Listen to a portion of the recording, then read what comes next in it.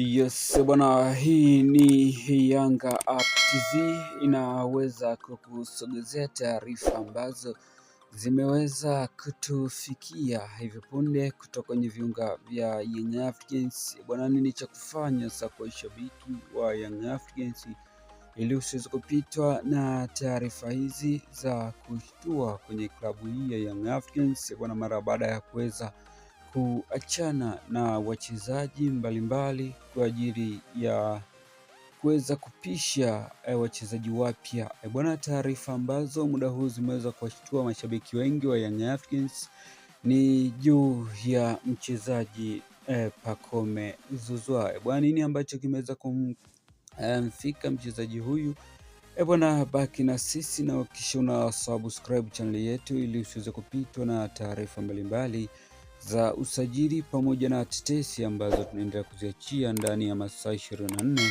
kutoka kwenye nchi lako pendwa kabisa ya Young App TV bwana. Pacome ameweza kusikika kusema mimi sio mchezaji wa Yanga tena. Je, hii ni kauli imetafsiriwa vipi kwa mashabiki wengi wanaweza kumfuata Pacome na kumshabikia mchezaji huyu bwana? Hii taarifa imeweza kutafsiriwa vibaya kwa mashabiki wengi wa Young Africans, wakiona kuwa bwana mchezaji huyu ameweza kutoa fumbo kuwa ni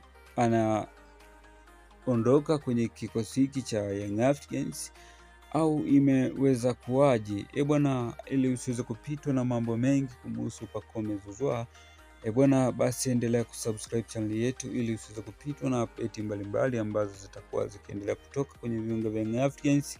Basi wewe uliweza kusubscribe channel yetu ndio utakuwa mtu wetu wa kwanza kabisa kupata taarifa ambazo zinamhusu Pacome Zouzoua na kuhusishwa kuondoka kwenye klabu hii ya Young Africans.